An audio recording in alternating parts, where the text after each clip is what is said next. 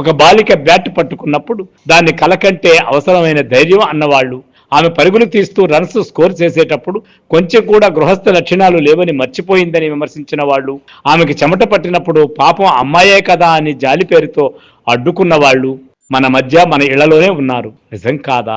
అమ్మాయిల కలలకు స్టేడియం వెలుగులు ఒక కల కాదా? వంటగది దీపమే సరిపోతుందని ఎంతమంది తమ కూతుళ్లను ఆపి ఉంటారు?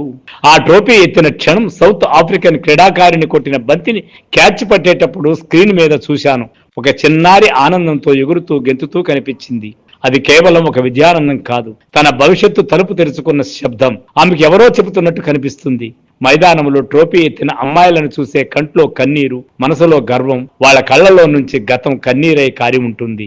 ఉదయం 4 గంటలకు లేచి ప్రాక్టీస్ చేసిన అమ్మాయిలు, ఒకే కిట్ని ఇద్దరు పంచుకున్న రోజులు, ఇవి మగవాళ్ల ఆటలు అని తల్లిదండ్రులు అన్న మాటలు, బట్టల కన్నా బ్యాట్ ఖరీదు ఎక్కువగా అనిపించిన సమయాలు, ఆడవాళ్లు ఆడే ఆట కాదిది అని వెక్కిరించిన క్షణాలు, ఇవన్నీ వాళ్ల ముందు ఆ క్షణం కనిపించి ఉంటాయి. అయినా వాటన్నింటినీ దిగమింగుకొని గెలుపుని జయించిన వాళ్ళు ఇవాళ వరల్డ్ క్రికెట్ మ్యాచ్ గెలిచిన సందర్భం.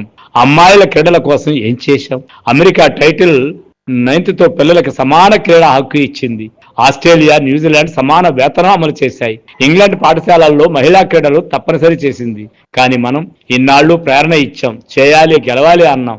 కానీ సమాన అవకాశం మాత్రం ఇవ్వలేదు. అంతెందుకు, సెమీస్లో మ్యాచ్ గెలిచి ఈ కప్పు గెలవడానికి కారణమైన ఓ క్రీడాకారిణిని తన దేవుణ్ణి తలుచుకున్నందుకు ట్రోల్ చేసి నానా బూతులు తిట్టాం. ఇప్పుడు మనం గమనించాల్సింది ఈ విజయం మనకిచ్చిన ప్రశ్నలు ఏంటి అని. మన స్కూళ్లలో అమ్మాయిలకు అబ్బాయిలకు మైదానం ఉందా? ఉంటే సమానంగా ఉందా?